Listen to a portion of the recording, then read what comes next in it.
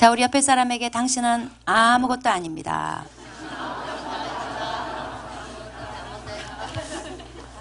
다시 한번, 그런데 주님이 계십니다.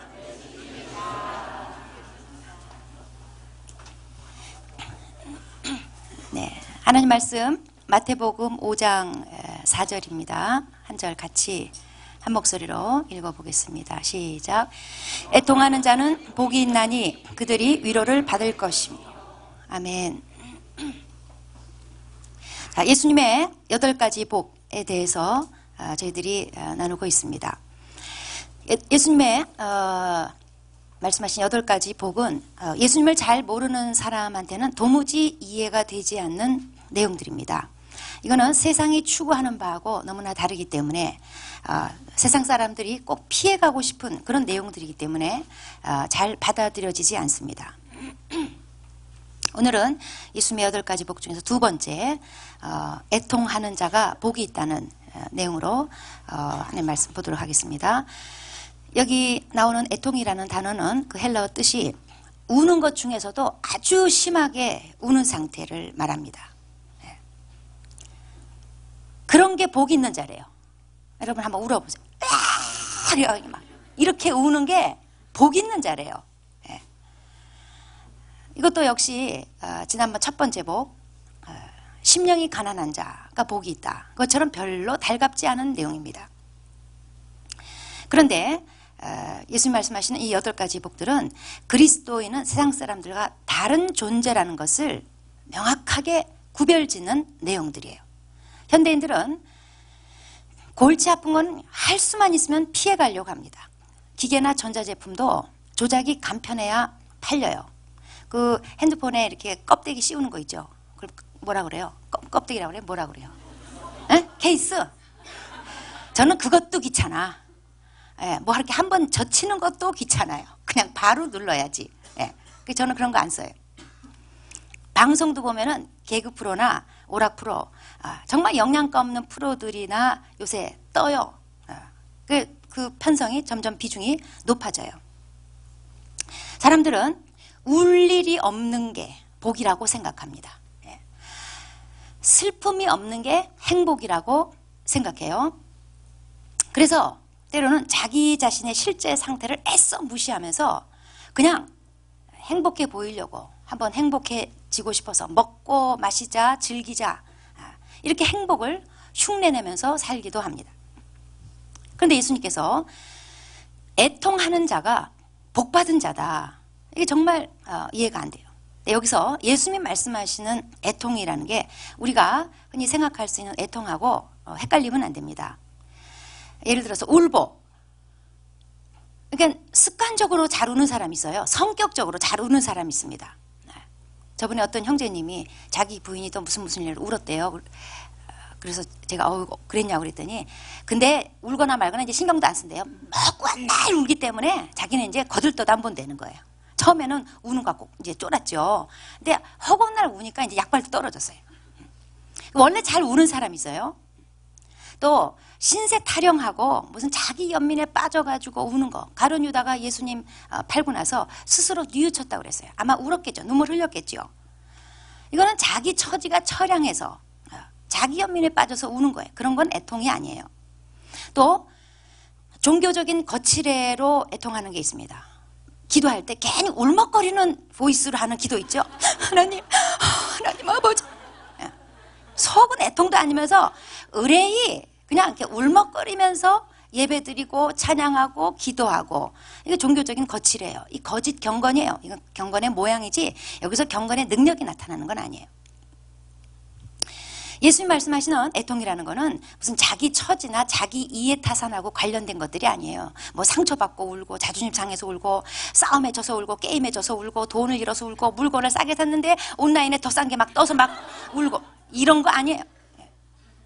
예수님 말씀하시는 애통이라는 것은 죄와 관련된 슬픔을 말하는 거예요. 죄와 관련된 통곡, 죄의 문제로 애통하는 자는 복이 있나니 앞에 죄의 문제로 요게 생략됐다고 보시면 돼요. 그럼 팔복에 나오는 이 애통이란 무엇인가? 죄를 슬퍼하는 마음이에요. 야고보서 4장 8절에 죄인들아 두 마음을 품은 자들아 슬퍼하며 애통하며 울지어다 그랬어요. 너희 웃음을 애통으로 너희 즐거움을 근심으로 바꿔라 이랬어요. 성경은 그리고 복음은 근심 대신에 기쁨을 주고 눈물 대신에 희락을 주는 건데 오히려 여기서는 웃음을 애통으로 바꾸고 즐거움을 근심으로 바꾸려는 거예요. 하나님을 제대로 아는 사람은 죄가 하나님께 어떤 의미를 가지는가, 즉 하나님이 죄를 얼마나 증오하고 혐오하는가를 아는 자예요. 죄라는 것은 하나님과 인간 사이를 갈라 놓으면서 하나님의 마음을 찢어놓는 거예요. 그걸 아는 사람이 정말 하나님을 아는 사람이에요. 그래서 죄에 대한 이런 올바른 인식을 가진 사람이라면 하나님 앞에서 자신의 모습 이걸 올바로 보게 되면서 죄 때문에 슬퍼하면서 애통하지 않을 수가 없어요. 애기들이 보면은 먹을 거 먹지 말아야 될 걸 구별을 못합니다. 그래서 바닥에 떨어진 막 쓰레기 먹고 동전 주워 먹고 우리도 이런 식이에요. 세상을 살면서 먹을 것과 먹지 말아야 될 것 구별을 못해요. 아무거나 주워 먹고 탈이 나요. 심령이 편치 않아요. 이럴 때 잘못 먹은 거 토해내야 돼요. 애기들 입속으로 잘못 들어간 것은 등을 쳐서라도 엄마가 애기 입속으로 손을 막 집어넣어서 막 꺼내서라도 반드시 토해내야지 돼요. 그럴 때 애들은 울지요. 왜 내 거 뺏어가냐고. 막 울어대요. 막 그냥 얼굴이 시뻘개져가지고 막 눈물이 퍽퍽퍽 막 쏟아지고 자기 거 뺏어가면 안 된다면서 그 꺼내느라고 또 괴롭다고 막 울어요. 우리도 죄를 토해낼 때 이런 눈물을 쏟게 되는 거예요. 이걸 애통이라고 그래요. 진정한 그리스도인은 자기가 죄 때문에 애통하는 것으로 머물지 않아요.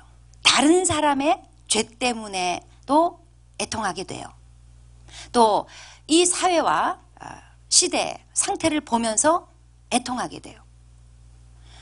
주변 사방에 온통 부정부패, 음란, 거짓, 학대, 살상 이런 일들을 보면서 우리는 혐오감에 머무는 게 아니라 그걸 가지고 애통해야지 돼요. 최근에 보이스피싱 범인을 잡았는데 그 중에 한 명이 목사였어요. 돈을 찾아주는 역할을 하는 거예요. 그래서 돈 액수의 1%를 받는 알바였어요. 저는 이럴 때 스님이 꼈으면 절대로 보도 안 된다고 봐요. 목사가 끼면 꼭 보도가 돼요. 목사 이래가지고. 사연이 뭐냐면 자기 자녀가 셋 다 대학생인 거예요. 그래가지고 도저히 감당이 안 돼서 뭐 가담했다며. 얼마나 참 한심하고 기가 막힌 일이에요. 근데 단지 우리는 이런 걸 보면서 가십거리라든가 욕하고 혐오하고 그거를 넘어서서 이런 죄를 보면서 애통할 줄 알아야 돼요. 어떻게 그렇게 진리가 무력하면, 복음이 어쩌면 그렇게 무력하면 아무리 돈이 없기로서니 보이스피싱에 가담해서 다른 사람의 돈을 갈취하는 그런 삶으로 자기 자식 교육시키고 어떻게 이런 일이 가능할까? 어쩌다 한국교회가 여기까지 왔을까? 이런 걸 보면서 애통할 줄 알아야지 돼요. 오늘 그리스도인들은 애통할 줄 몰라요. 야고보서 4장 9절 말씀을 바꿔버렸어요. 웃음을 애통으로 바꾸라 그랬는데 애통을 웃음으로 바꾸고 즐거움을 근심으로 바꾸라 그랬는데 근심 대신에 즐거워요. 자기 죄 때문에 근심해야 되는데 이 시대와 사회를 보면서 근심해야 되는데 그냥 희낙낙하고 웃어제껴요. 신앙생활을 가볍고 쉽게 하려고 한다 이 말이에요. 심각한 애통도 없기 때문에 차원 높은 기쁨도 없어요. 제가 일전에 터키 갔을 때 거기 일행 중에 어떤 이제 한국 목사님이 계셨는데 한 10,000명쯤 모이는 대형 교회에 한 600~700명 교구를 담당하는 부목사님이셨어요. 그분은 이제 곧 개척을 할 계획이 있었기 때문에 저희 교회에 대해서 굉장히 궁금해했어요. 어떻게 그렇게 젊은이들이 많이 모일 수가 있냐? 어떻게 그게 가능하냐? 그 교회는 어떻게 시스템이 어떠냐? 어떻게 운영을 하냐? 뭐 강점이 뭐냐? 뭐 이런 걸 많이 이렇게 물어봤어요. 제가 그래서 개척을 앞둔 목사님이라 그래서 저도 굉장히 관심을 가지고 이것저것 설명을 좀 해줬어요. 그래서 우리 교회를 소개하는 데서 셀을 뺄 수가 없죠. 그래서 제가 이제 저희 교회 셀을 이제 소개를 하면서 지난주 설교 말씀을 가지고 그 적용을 나눈다고, 그래 삶을 솔직하게 오픈하고 자기의 죄와 허물과 속내들을 이렇게 털어놓고 나누고 또 돌이키고 기도하고 뭐 이렇게 진행된다고. 그래서 셀 모임이 절대로 피상적이지 않다고. 마치 내장을 꺼내서 세척하고 수리해가지고 다시 집어넣는 것과 같이 내면을 다룬다고. 그래서 내면의 변화가 일어나고 삶의 변화가 일어나고 이것이 우리 교회의 건강성이라고. 그래요, 안 그래요? 그렇다고 생각하는 사람만 복 받을지어다. 제가 이제 이런 얘기를 했더니 막 눈빛이 막 초롱초롱해지고 눈을 크게 뜨면서 화들짝 놀래요. 뭐라 그러냐면 어떻게 교회에서 죄 얘기를 하냐는 거예요. 어떻게 교회에서 속 얘기를 하냐는 거예요. 그래서 제가 또 한 번 화들짝 놀랐어요. 어떻게 교회에서 죄 얘기를 안 하냐고. 어떻게 교회에서 속 얘기를 안 하냐고. 그렇다면 그게 교회냐고. 술집이지. 네. 자, 그 목사님이 그러니까 하시는 말씀이 뭐냐면 자기 교회에서는 교회에서 일절 그런 얘기 못하게 만드는 게 교회 방침이래요. 그럼 교회에서 난 뭔 얘기하는지 정말 궁금해요.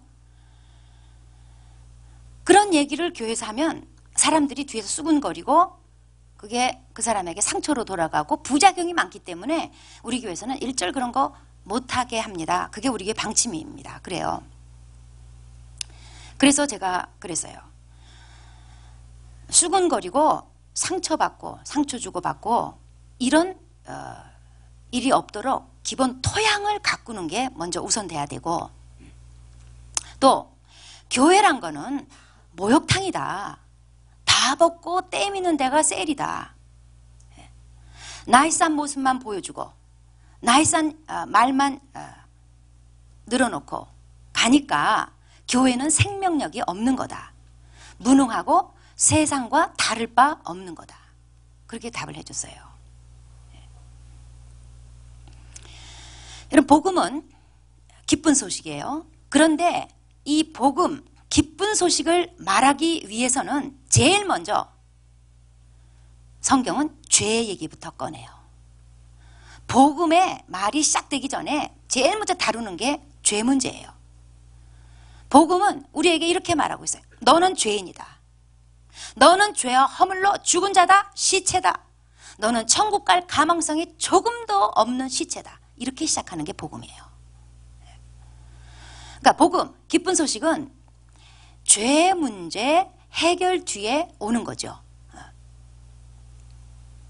이게 복음의 영광스러움이에요. 교회란 사람들을 복 있는 자로 만들어주는 곳이어야 되죠. 그렇지 않아요? 네. 여러분을 복 있는 사람으로 만들어줘야지, 사랑하는 교회가. 그렇지 않습니까? 네. 그러려면 여러분을 심령이 가난한 자로 만들어내야 돼요. 교회는 애통하는 자로 만들어내야지 돼요. 마음이 청결한 자로 만들어내야지 돼요. 그게 좋은 교회예요. 그게 교회다운 교회예요. 교회가 죄에 대해서 말하지 않고 다루지 않는다면, 애통하게 만들어주지 않는다면 미안하지만 교회가 아니에요. 옷 입고 다니는 목욕탕이에요. 교회 대예배는 사실 탕에 들어가기 전에 탈의실 정도에 해당해요. 진짜 떼미는 데는 셀 모임이에요. 자, 그 다음에 애통이라는 건 뭐냐면 죄의 결과에 대해서 슬퍼하는 마음입니다. 예수님이 사랑하셨던 나사로가 죽은 소식을 들었어요. 그리고 그의 무덤을 향해 가는 길에 사람들을 만나게 됩니다. 나사로 누이하고 그 다음에 유대인들을 만나게 됩니다. 그들이 다 울고 있었어요. 그때 요한복음 11장 33절에 보면은 예수님이 심령에 비통히 여기셨다고 그랬어요. 그리고 35절에 눈물을 흘리셨다고 그랬어요. 이게 애통이에요. 그러니까 죄라는 것이 우리에게 죽음을 가져왔단 말이에요. 가족들에게 고통을 남겼어요. 죄가 가져다준 인류의 고통과 불행을 보시면서 예수님께서 심령에 비통히 여기셨다는 거예요. 또 예수님께서 한 번은 예루살렘에 가까이 오셨을 때 예루살렘을 보시면서 우셨다고 그랬어요. 이것도 애통입니다.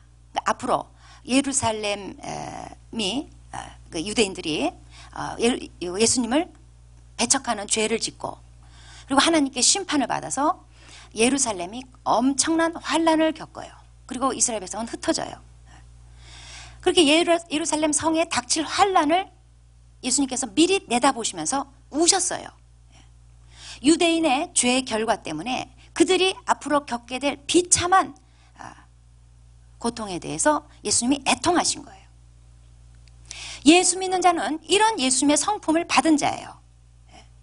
그래서 죄 그 자체의 흉악함 때문에도 애통을 하고 그 다음에 죄로 인해 나와 우리 가정과 이 사회와 이 세상에 가난과 질병과 싸움과 파멸과 죽음이 들어오고 인류가 이렇게 불행하고 고통 속에 살아가야 되는 것에 대해서, 즉 죄의 고통스러운 결과를 보면서 애통해야지 돼요.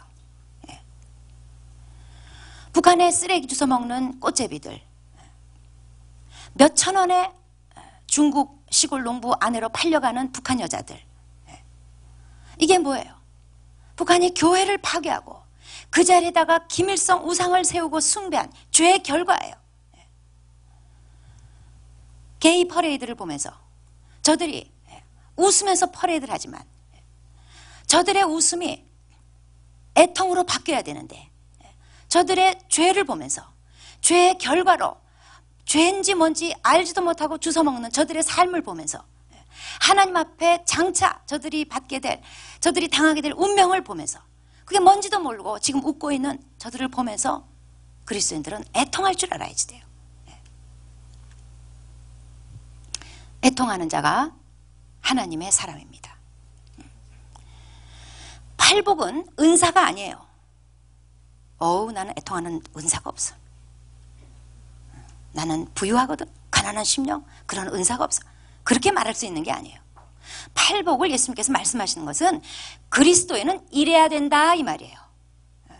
이건 기독교인의 근본 성격이다 이 말이에요.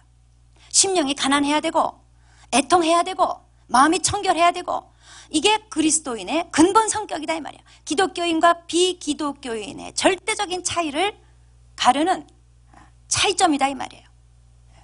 그렇기 때문에 그리스도인이라면 애통하는 자로 살아가야지 돼요. 애통한다는 것은 하나님의 생명이 있다는 증거예요. 세상을 보면 하나님의 영광이 모욕을 당합니다. 예수님이 곳곳에서 거절을 당해요. 교회는 점점 황폐화돼 가요. 사탄은 사람들한테 이 모양 저 모양으로 경배를 받아요. 이때 정말 하나님의 생명이 있는 사람이라면 저절로 마음에 애통함이 생기는 거예요. 그래서 시편 42편 3절에 사람들이 종일 내게 하는 말이 내 하나님이 어디 있느냐 하오니 내 눈물이 주야로 내 음식이 되었도다 그랬어요. 정말 세상 돌아가는 걸 보면서 죄와 죄악의 결과를 보면서 하나님이 무시당하고 하나님의 영광이 짓밟히고 사탄이 우상숭배 받고 있고 곳곳에서 성령님이 해방당하고 예수님이 무시당하고 교회가 무시당하고 짓밟히는 이런 현실을 보면서 눈물이 주야로 내 음식이 되었도다. 눈물을 삼키는, 이게 정말 이게 주님을 알고 있는 그리스도인인 거예요. 우리가 죄의 문제에 대해서 분개하고 혐오하는 것도 일종의 반응일 수 있겠지만 애통함이 가장 고차원적인 반응이에요.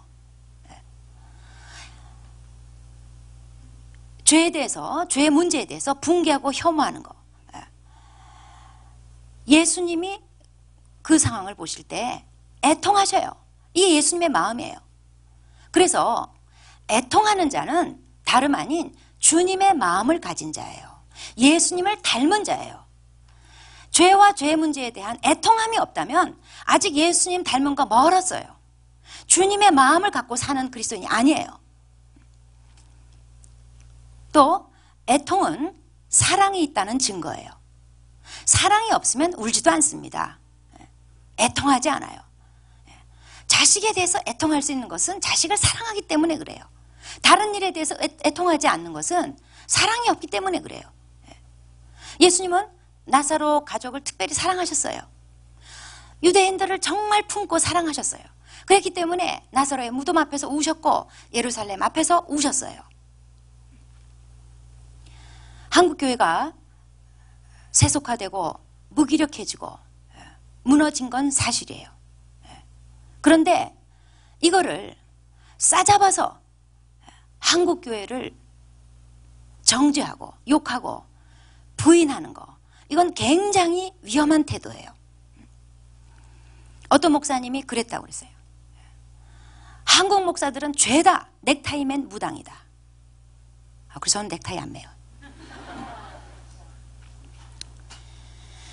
여러분, 이런 식으로 싸잡아서 비판하고 정죄하는 게 얼마나 위험한 줄 아세요? 이단들이 등장할 때 수순이 뭐냐면 제일 첫 번째가 기성교회를 부인하는 거예요. 사실 자기가 설 수 있는 거, 자기가 예수 믿었다면, 그리고 지금 이렇게 설 수 있다면, 그리고 앞에 강단에서 설교할 수 있다면 자기 자신 자체가 한국교회 진 빚이 있는 거예요.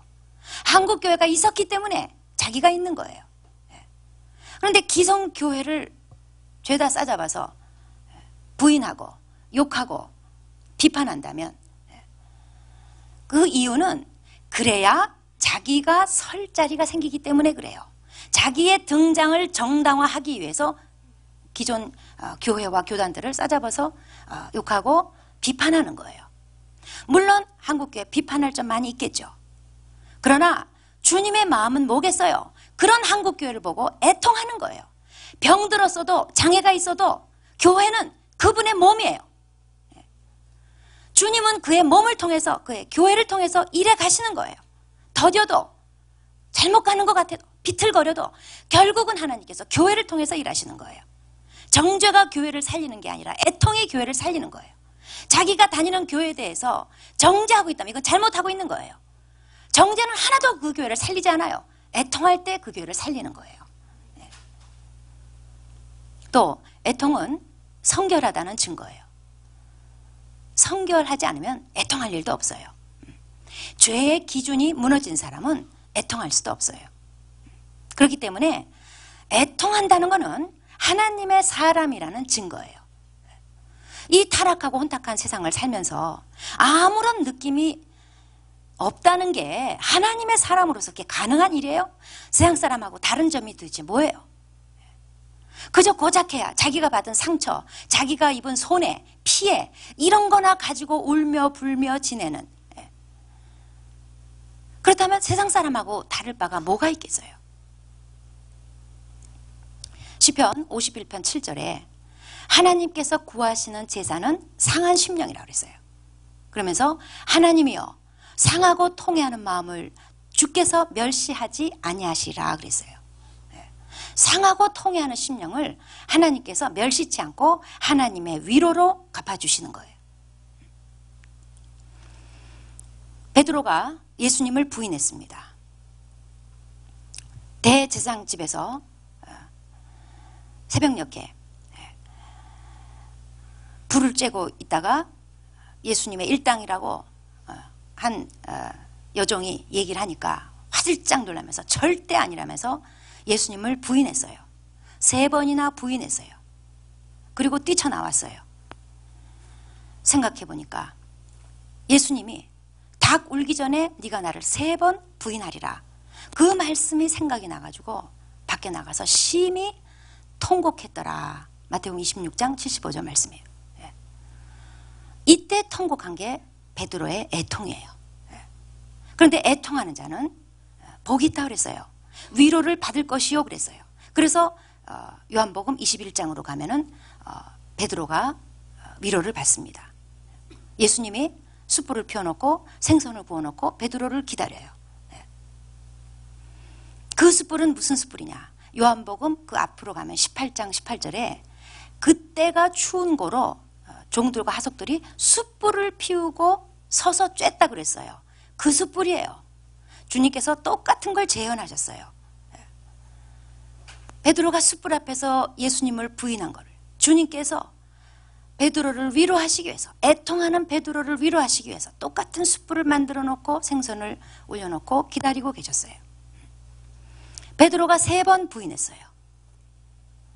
그래서 예수님께서 굳이 베드로한테 3번 주님을 사랑한다고 말할 기회를 주셨어요. 네가 날 사랑하느냐? 그러하이다. 네가 날 사랑하느냐? 그렇습니다. 굳이 3번이나 물어서 3번 부인했던 것을 하나씩 하나씩 지워갈 수 있도록 해주셨어요. 위로해 주신 거예요. 회개한 베드로에게, 자기 죄 때문에 애통한 베드로에게 위로해 주시면서 주님과 관계를 회복시켜줬어요. 사명을 회복시켜줬어요. 그에게 기쁨을 회복시켜줬어요. 이게 바로 애통하는 자가 복이 있나니 위로를 받을 것이요, 그 뜻이에요.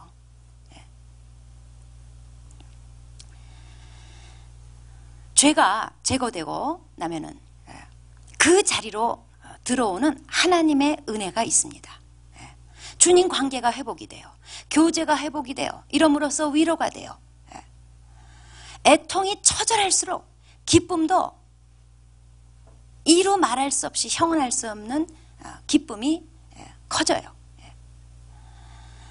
애통하는 자가 위로를 받는다는 것은 또 다른 의미에서 예수님의 마음을 가지고 예수님의 애통에 동참하는 자이기 때문에 이런 사람은 예수님과 차원 다른 깊은 차원에서의 교제가 가능한 사람이라는 거예요. 그게 그냥 위로예요. 예수님과 얄팍한 교제하는 사람과 예수님과 깊은 차원에서 교제하는 사람의 위로가 어떻게 동일하겠어요? 깊은 애통을 해보는 사람은 깊은 교제가 있어요. 그 깊은 곳으로 주님의 은혜가 들어오고 주님과 교제가 이루어지는 거예요. 주님으로도 받는 남모르는 위로가 있어요. 또 비록 죄의 결과로 인해서 세상이 이렇게 처참하고 내 주변에 누구누구가 이렇게 처참한 삶을 살고 오늘날 교회가 이렇게 처참하게 무너지고 이런 걸 보면서 애통하지만 그래도 천국 소망이 있기 때문에 그러면서 그 천국 소망이 더 확실해지고 정말 천국밖에는 소망이 없구나. 새하늘과 새 땅밖에는 소망이 없구나. 다시는 애통할 일이 없는 새하늘과 새 땅밖에는 소망이 없구나. 그러면서 그 천국 소망이 더 커지기 때문에 이런 사람에게 천국에 대한 위로가 더 커지는 거예요. 이게 애통하는 자가 받는 위로예요. 예수님의 애통에 동참한 자는 예수님의 마음에 동참한 자이기 때문에 예수님의 눈물에 동참한 자이기 때문에 이런 사람은 천국 갔을 때 천국에 남다른 상급이 있습니다. 이것이 그 사람에게 최종적인 위로예요. 여러분, 죄의 문제에 대해서 애통하는 자가 하나님의 사람입니다. 죄의 문제에 대해서 애통하는 자가 복이 있습니다. 하나님의 위로, 천국의 위로가 있을 겁니다. 하나님의 사람이라면 하나님의 애통에, 예수님의 애통에 동참합시다. 기도하시겠습니다.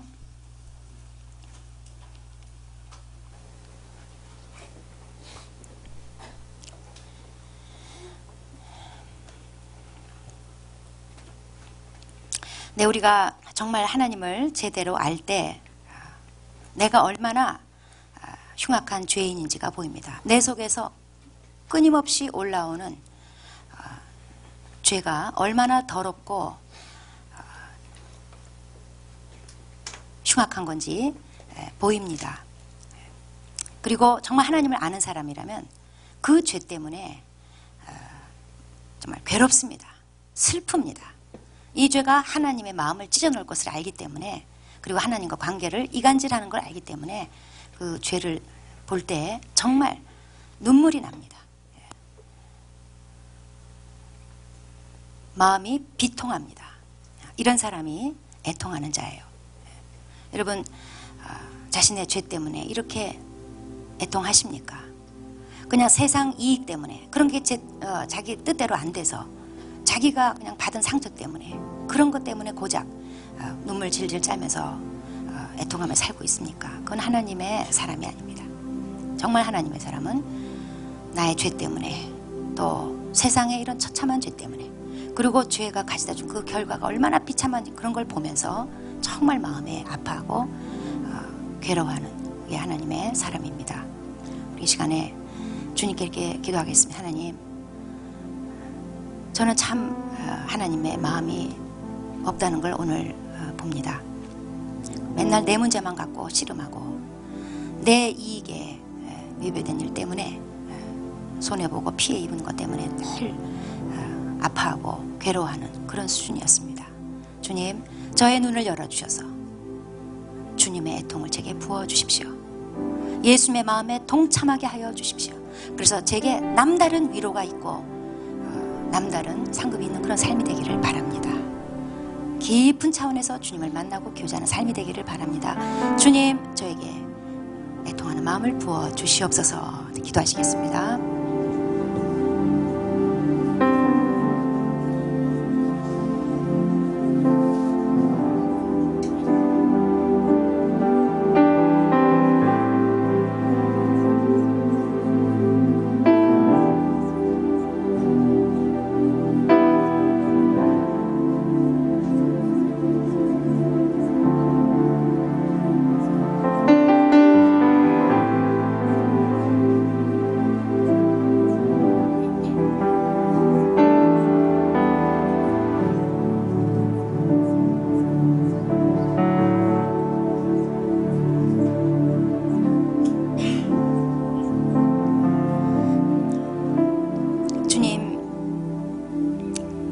예수님께서 하늘 보좌에 계실 때 사실 저희와 아무 상관없이 영광받고 계실 수 있었지만 죄가 세상을 이토록 비참하게 만들고 인간의 삶을 이토록 고통스럽게 만드는 것을 보시고 주님께서 아파하시며 애통해하시며 자기를 비워서 종의 형체를 가져 이 땅에 오셨습니다. 이 땅에 계실 때도 주님은 우셨습니다. 주님, 죄가 가져다주는 처참한 결과를 보시며 주님은 마음 아파하시고 우셨습니다. 하나님 아버지, 우리는 그 마음을 받은 자입니다. 그 마음에 동참해야 되는 자입니다. 하나님, 주님의 마음을 부어주시옵소서. 아버지, 맨날 우리 처세에만 몰두하고 우리의 이익에만 몰두하고 그저 세상 일로만 바쁘고 세상 일에만 빠져 사는 그런 세상 사람과 같이 살지 않게 하여 주시고, 아버지 하나님, 정말 주님께서 죄의 문제에 대해서 아파하시는 그 눈물에 동참하고 그 비통함에 동참한 하나님 마음에 동참하는 그런 주님의 사람 되게 하여 주시옵소서. 아버지, 그래서 우리 깊숙한 곳에 정말 주님의 위로가 임하고 주님과 교제가 되고 소통이 되고 주님의 특별한 위로가 있어서 남모르는 은혜를 받고 복을 받으며 사는 삶이 되게 하여 주십시오. 아버지, 이 마음에 동참함으로 천국에서 정말 하나님의 주시는 상급으로 최종적인 위로가 있는 그런 삶이 되게 하여 주시옵소서. 하나님, 늘 웃고 사는 게 복이 아니라 죄의 문제 때문에 정말 울 수 있는 아버지 그런 삶이 정말 복이라는 것을 깨닫고 모두 다 복 있는 자가 되게 하여 주십시오. 예수님의 이름으로 기도합니다.